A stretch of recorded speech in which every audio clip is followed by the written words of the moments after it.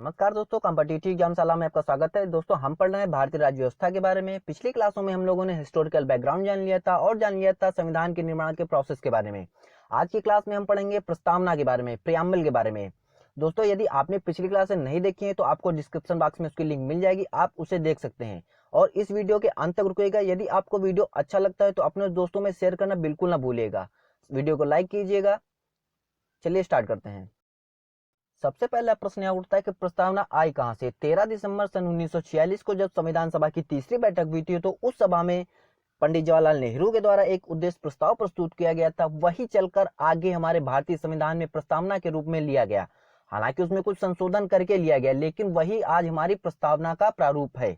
तो चलिए देखते हैं कि प्रस्तावना है क्या वर्तमान समय में।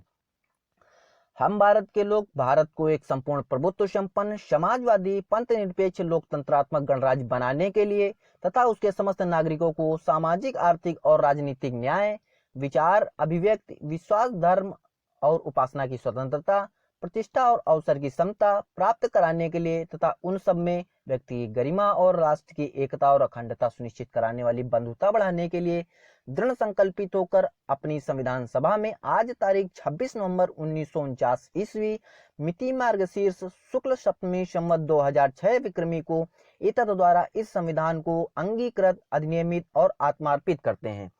दोस्तों, इसमें आप लोग देख रहे होंगे कि इसमें तारीख जो दी गई है 26 नवंबर 1949 की दी गई थी। मैंने आपको पिछली क्लास में बताया था कि आज भी हमारी प्रस्तावना में तारीख वही दी गई जिस दिन हमारा संविधान पर सभी लोगों ने मिलकर साइन किया था और उसे पारित कर दिया था कि आज से हमारा संविधान होगा। तो आज भी हमारे वर्तमान प्रस्तावना में भी तारीख जो है आज भी वही है।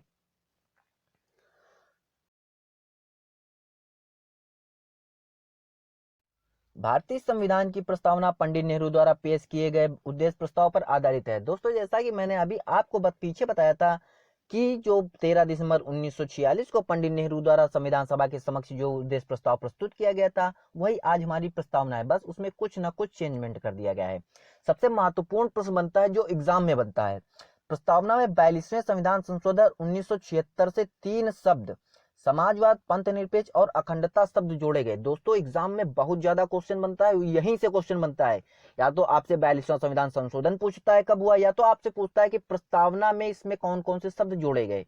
तो याद रखिएगा, 42वां संविधान संशोधन सन 1976 में हुआ था। इसमें 3 शब्द जोड़े गए थे, समाजवाद, पंथ निरपेक्ष और अखंडता। अब जानते हैं प्रस्तावना के मुख्य शब्द जो दिए गए हमारे, उनके बारे में जानते हैं।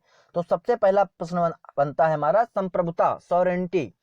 देखिए, इसमें क्या होता है, इससे एग्जाम्स में अब इससे भी क्वेश्चन बनने लगे हैं कि आपके जो वर्ड देते हैं वर्ड का अर्थ पूछते हैं। रिसेंटली ही आपके पीसीएस एग्जाम में इससे क्वेश्चन बना था। तो सॉवरेनिटी का मतलब होता है, देखिए, देश अपने आंतरिक और बाहरी मामले निपटाने में सक्षम होता है, किसी अन्य देश पर निर्भरता नहीं होती। इसका मतलब ये होता है कि जिस भी देश में संप्रभुता होती है वह देश अपने आंतरिक और बाहरी मामलों को स्वयं ही निपटाने में सक्षम होता है।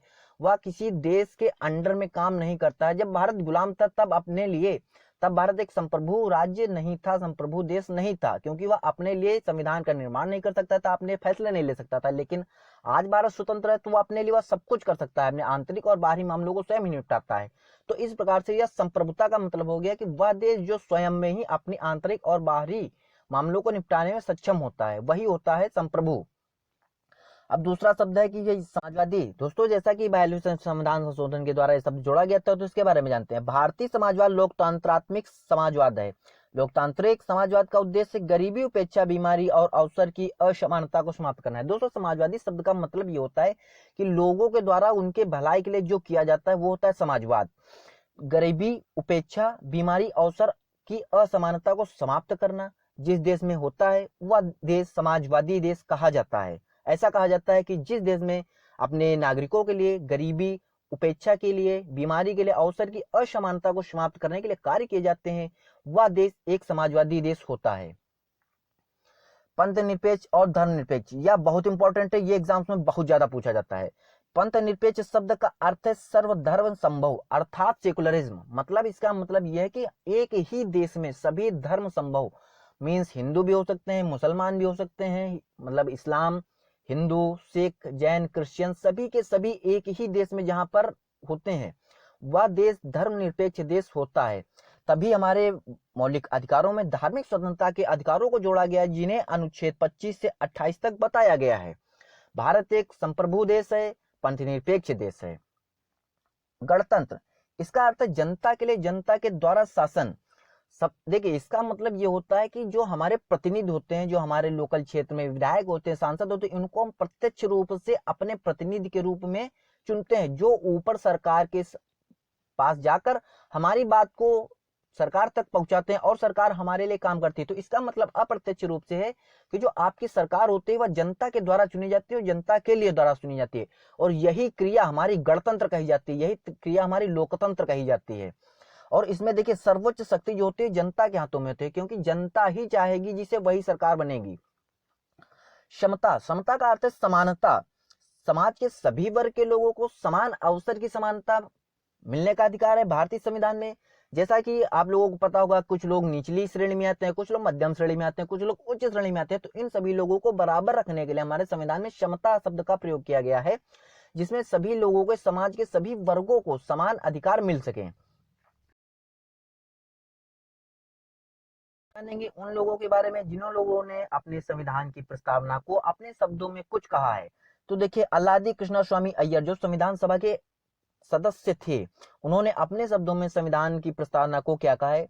संविधान की प्रस्तावना हमारी दीर्घकालिक सपनों का विचार है। इन्होंने संविधान की प्रस्तावना को अपने दीर्घकालिक सपनों का विचार कहा है।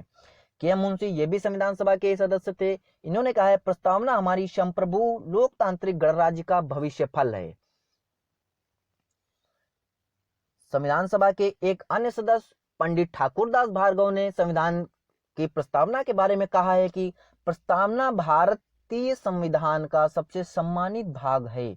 यह संविधान की आत्मा है, यह संविधान की कुंजी है, यह संविधान का आभूषण है, यह उचित स्थान है जहां से कोई भी संविधान का मूल्यांकन कर सकता है। इन्होंने कहा है, भारतीय संविधान की प्रस्तावना को आत्मा कहा है। यहां से कंफ्यूज मत होइएगा, क्योंकि आर्टिकल 32 संवैधानिक उपचारों के अधिकार को डॉक्टर भीमराव अंबेडकर ने संविधान की आत्मा कहा है, लेकिन पंडित ठाकुर भार्गव दास ने प्रस्तावना को संविधान की आत्मा कहा है। यहां से आप कंफ्यूज न होइएगा। अंग्रेज राजनीति शास्त्री अर्नेस्ट बार्कर संविधान की प्रस्तावना को कुंजी नोट मानते हैं। दोस्तों, यह एग्जाम्स में पूछा हुआ क्वेश्चन है आपका। ये एक ऐसे अंग्रेज थे जिन्होंने संविधान की प्रस्तावना को कुंजी नोट माना है और अपनी एक पुस्तक में प्रमुख रूप से इसके बारे में व्याख्यान भी किया इन्होंने। दोस्तों, यह बहुत इंपॉर्टेंट कोटेशंस हैं, बहुत ही इंपॉर्टेंट लाइंस हैं, क्योंकि ये एग्जाम्स में पूछी जाती हैं। तो आज के लिए इतना ही रखते हैं। दोस्तों, कैसे लगी आज की क्लास आप हमें कमेंट सेक्शन में जरूर बताइएगा। यदि आपको वीडियो अच्छा लगा हो तो शेयर करना बिल्कुल ना भूलिएगा। तो चलिए फिर मिलेंगे। थैंक यू, धन्यवाद, जय हिंद, जय भारत।